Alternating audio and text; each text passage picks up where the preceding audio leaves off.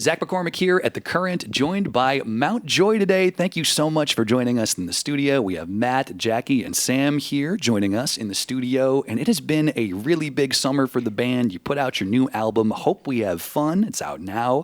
And then you've been playing these huge outdoor amphitheaters and arenas, big festival dates. What's been your favorite stop so far, and has there been any particularly memorable moments at these shows? I saw you got to meet Benny the Bull earlier this week. Oh, yeah, Benny the Bull in Chicago. We just played the United Center in Chicago.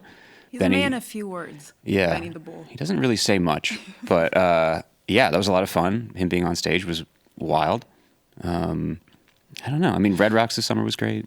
Yeah, we've had like just a truly, I know just probably every band says this, but it's been like the best tour we've ever had. So there have been a bunch. Like I feel like Merriweather was amazing. Yeah. Jackie threw out the first pitch the other day in Chicago at the Cubs game. I did. That's awesome. Have you? Were you a person who was familiar with baseball prior to this? Are you big sports? Absolutely not. Yeah. In fact, they were like, "Do you want to throw from the mound?" And I was like, "No problem. Where's the mound?" Yeah. They're like, I didn't know what that was. That's a long way to throw. They don't really tell you about that, but like that's a long distance. She's got an arm. She does have a cannon. I was very surprised. Yeah. She did look at me right before, as she was on the mound, and she said, "Left foot or right foot?" and I said, "What?" Yeah, and then I threw it.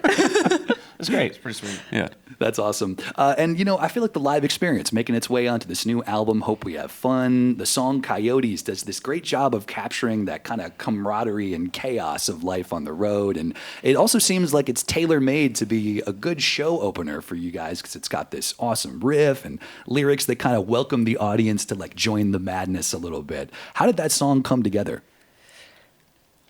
I mean, it came together over like a course of time. I think like making music in Mount Joy is like often bifurcated into like when we're on tour and when we're not. And so we're able to like work on songs in the sort of off season of tour. And that one we kind of started a couple years, you know, before, and then went on tour and then worked on it again in this sort of next space that we had off, and kind of just slowly chipped away at it, which, like, you know, some songs come pretty quickly and you're able to tighten them up. But that one was probably like a 2 or 3 year process, just, you know, getting different parts right and whatnot. And yeah, I mean, just kept hammering away at it, jamming on it. Yeah, I think you went through a couple different animals in the lyrics and things. And yeah. I was wondering about that because coyotes, it does feel like an appropriate, you know, animal metaphor here, that they're animals that live in groups. They're highly adaptable to any environment. And in folklore, they're kind of like these like clever trickster figures. What do you like about the coyote, and why did you end up choosing that particular animal? Yeah, well, during one of the sort of sessions that we were working on, I had like an Airbnb in Mount Washington in Los Angeles, and there are coyotes everywhere. And so when it like starts to get dark, they just sort of take over, and they have this sort of eerie cry, and they're screeching at things and making love or doing whatever coyotes do. And I don't know, it's hard not to like think about them, you know, like they were definitely on our minds. And yeah, you're right. I think they have this sort of like tenacity to them, but there's also like this sort of grace and mystique to them that I just feel like we were inspired by. And you know, there's a lot of stuff going on in the world, and we were kind of just inspired by their spunk and felt like that's kind of what we all need right now. I also think as an animal, they kind of have the ability to subsist on anything food-wise, which is probably another like touring musician thing, right? Like, you've got to be sort of adaptable in your diet choices if you're going to survive life on the road. We're always looking for our next meal. Yeah, we're starved out here. Yeah. Let's keep that canine theme going a bit here. The phrase, the dog that caught the car, kind of came to mind a little bit to me when I was listening to the new album. Some of the lyrics seem to kind of reckon with that idea of like what comes after achieving a big goal. And can you maybe talk a little bit about what it's taken to get to this point for Mount Joy and how that sacrifice kind of informed this new album? Just kidding. I mean, I think like the obvious thing is just kind of sticking together through the highs and lows. And there's definitely been a lot of lows at the beginning where you're like, people aren't showing up. Do we continue doing this thing? And like, I know ultimately, like, we're really good friends and we love making music, and that's kind of at the core. And so everything else that comes along with it is just like, we did this and we did that and it keeps going. So, yeah, I don't know. That is cool that it's been such a long-running unit. I mean, I was thinking about this when I was watching your in-studio that you did here all the way back in 2018. Oh my and, God, yeah. getting to hear a song like Silver Lining with that same group of musicians, after all these years, it's got to feel really special to kind of have that continuity and that connective tissue in this band. It's felt really good. I mean, we've always said we never have skipped steps. We've always gone from like this venue to, next time we come back to Minneapolis, we go to a slightly bigger venue, and we never, we've never had like a moment of like some huge success song or something. And so we've always felt ready for the next step. And now we find ourselves tonight playing the Armory. So it's been a cool thing to see. Yeah. Mm-hmm. There's kind of the live feel that I also hear in the album a little bit in other ways too. Songs like Pink Lady and Groove in Gotham have these really kind of like vibey, pleasing instrumental beds that seem like they might have been developed from sound check jams. And then when I was hearing you all just sound checking in the studio, like every couple of seconds, you're pulling out a cool new groovy bass line. Somebody's playing something on the piano and another member of the band picks it up. You can really tell that you've got this long, working chemistry together. Were songs like that maybe developed in that manner, working things out live in the studio? Mm-hmm. Yeah, I mean, I think you said like, which I really like. You said like the dog that caught the car. I feel like some of those jams are us realizing that, we've made it this far, and that some of the imposter syndrome of, like playing in arenas and stuff like that, which I think the first time around when you do stuff like that, it's sort of overwhelming and hard to wrap your head around, like, why us and like how did we get here? But then you're right, like you realize you did it in some ways. Like there's not much left for us to do except to have fun and jam together and search sort of for sounds together. And I think those songs are probably things that we wouldn't have done or wouldn't maybe have thought fit the sort of seriousness of album making or something. But then you kind of realize that when what people want to hear, hopefully, is just us making music together, and that's as pure as any songs that we've created in that way, where it's just like us sitting in a room and jamming, and what if we did this, and then what if we did that, and then, for in the case of Pink Lady, like an hour and a half later, the song's done, so, yeah, I think there is an element of like being freed up to make songs like that. Mm-hmm. And feeling like you can just like play something without judgment, and maybe somebody goes off of it and all of a sudden you have a song. Mm-hmm. Yeah. Not only do you trust each other, but you also trust your audience, your fans, that they're going to follow you along on this next kind of step of the journey. I'm joined right now by Mount Joy in studio. We have Matt, we have Jackie, and we have Sam here talking about their new album, Hope We Have Fun, which is out now. You've got some big name guests on this record as well, Nathaniel Rateliff and Gigi Perez. What attracted to both of those musicians as collaborators, and what was the experience like working with them on this album? Mm-hmm. Well, I mean, Nathaniel, we had played some shows with him and his band, and he's just like, I think he was like an ambassador this year at Newport Folk, and I think that's a great sort of like framing for him. Sort of, he just takes people in and makes you feel like you belong. And right when we met him, he, burst into one of our trailers, and people were shotgunning White Claws, and like that was sort of the first moment with Nathaniel when I think about it. And obviously he didn't partake in the shotgunning of White Claws, but he didn't judge us for it either.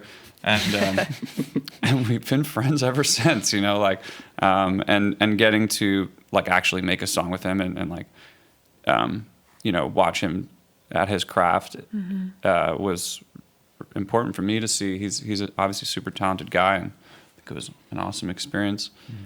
And then Gigi was just got fortunate, went to a writing thing, had never been to one, went to a writing thing in upstate New York, and she was there. Had never met her. She had this massive song. I had no idea because I'm a loser.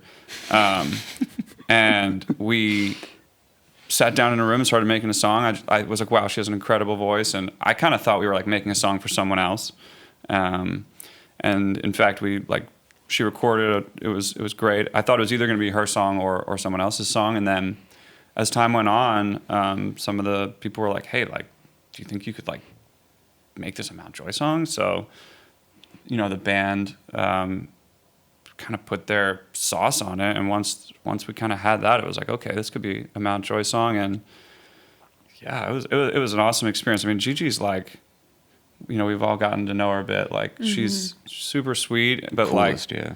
this, like, I don't know, like in a cool way, like a wolf in sheep's clothes, where she's super sweet, but she is a killer singer and super talent. And when the lights turn on, it's like, whoa, like, she's special talent. So it's really cool to work with her. That's awesome. One of the things that your fans might notice right away about this new album, the album cover for Hope, very different than your previous records. The three of them all had kind of bright, colorful, and maybe even like a little crowded or busy artwork. And then Hope is like the exact opposite. Super spare, just the band name and the album title on a black background. What's the story behind that decision? Why did you decide to switch it up?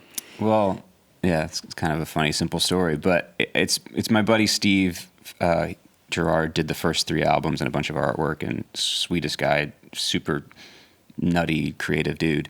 And then we went to him for this record, and we're just like, hey, we're putting together a 4th record. Would love to use your art again, whatever you got going on.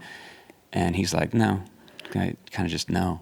Wow. Yeah, pretty much. And not nothing against us. Like, we're still good friends. Well, it could be something against us, to be clear. Yeah. Like, if you're listening to this, it sounds like it's something against us. It does sound is. like it, but no, I think Steve just wanted his art to, I don't know, go a different direction. He's a riddle of a man. Right. Artistic personalities. Maybe he's like, I've done that. It's time for me to move on to the next part of my practice. Or but whatever. like, he's come to our show on Friday in New York. Like, he still texts me really sweet things about the band. He's nothing but good things to say about the band. But yeah, and then it was like, are you sure you don't want to do this? Like, we'll pay. Like, whatever we can do to help. And he was just like, no, I don't. He just kind of put his foot down. And so then we were trying to figure out, like, okay, maybe we create something else, or like someone else will draw something or whatever. And then it was just, let's just let the music speak for itself. And so go as simple as you can. And our one of our artists, Bailey Race, created that simple album cover. And we think that it kind of speaks to the music inside of it. Yeah, super beautiful, super classy. And I do like the idea of the artist kind of almost giving you that like Goodwill Hunting moment, like you need to leave the nest, I'm not going to do this one for you. I hope I don't, see my art on your next album cover. I love that. Yeah. One other... Let's go with that for the next interview. We had to go see About a Girl. Yeah, exactly. Yeah. You like apples? Yeah. Another personal favorite song from this record is that song Lucy that you played earlier today in the session. I read that there's a particularly kind of personal story, that there's a personal song for the band. Would you be willing to share Lucy's story here for us? Yeah. I guess like really specifically, we were playing Madison Square Garden and went out to party afterwards. And one of the band members didn't make it back on time, and it was unusual. And then eventually, probably like 30 minutes to an hour late to an important sort of bus call, came back and was apologetic, but told this, really heart-wrenching story that a friend, sort of at, as he was packing up to leave, had flagged him down at the bar and informed him that she had been diagnosed with multiple brain tumors and was unsure if the prognosis was such that she was unsure if it was something that she was going to fight or if it was terminal. And obviously we were crushed. And, in that moment, there's just sort of I don't know, I think like moments like that, they ground you into like what it actually means to be a human being and our mortality and how sort of precious everything is, when we get like so sucked into our phones and this sort of like, pseudo reality that doesn't really attach to anything, the way that stories like that do. And then, so, you're kind of walking around with this just electricity of that story, and started just making a song, because that's kind of all I really know how to do with those types of things. And, that's where it came from. And it's been really cool. It's a pseudonym to kind of protect the person's name. And the story's, been more positive than that as time went on. She is fighting it, and she's still alive, which is beautiful. It's amazing. And we've gotten to meet, we've gotten to visit hospitals, and we've just had this like really beautiful sort of story that's attached on our side of it, where we've met people going through similar things, and just there's an amazing spirit and positivity actually around people and families going through things like that I think is really been important for us to see, and to see a slice of humanity in a world where it does feel like we're lacking in humanity. You get to see quite a bit of it when people go through stuff like this, and the way family and friends sort of rally around each other and keep the spirits up and stuff like that. So we've been really fortunate to kind of be dragged into that world in a cool way by this song. And you've also kind of made an effort to sort of give back to this community a little bit too. I've heard that you've kind of done some work doing donations, kind of benefit concert for these type of causes. Can you talk about that at all a little bit? Yeah, we actually, I'm gonna be. In Boston? What was the family outreach? I think Yeah. It was family outreach, yeah. Yeah, so it's just a terrible memory for names, but Family Outreach is a really amazing charity in Boston. And basically what they do is they connect families with children with cancer with resources. Unfortunately, obviously, so many people know healthcare in this country puts families in extremely difficult situations when their child is diagnosed with something like this or cancer. And what they do is they help these families. They use resources to make sure that cancer doesn't leave these families bankrupt. And we've heard horrible stories of families being put on the street by the ineptitude of our healthcare system to take care of each other. And so we did a show in Boston, and we've done a little bit of work with them, and we got to tour I don't want to say it wrong, but a child cancer center in Boston. And it's been really powerful and rewarding for us. So yeah, we feel really grateful to be a part of it. Mount Joy, enmeshed in their community. The Spans are supporting you, and you are in turn supporting them. I love that. This new record, Hope We Have Fun, it's out now. It's fantastic. And I hope that the rest of the tour goes well for you folks. And what do you think might be next on the horizon, kind of when you hang up this particular set of touring, which might be a while from now, based on how you like to do it? I don't know. Jackie, what's next? Well, let me tell you guys. I don't know. I feel like just pushing for like the next thing and keep creating music, and I don't know. Yeah, just trying to be able to do this for as long as we can. Yeah. Till they kick us out. Yeah. Thank you so much, Mount Joy. Thank you, Matt. Thank you, Sam. Thank you, Jackie. And thank you so much for this great new record and for coming into The Current. Hope We Have Fun is the name of your new album. It's out now. Thanks for having Thanks us. for having us. Yeah. The Current is public media made possible thanks to member support.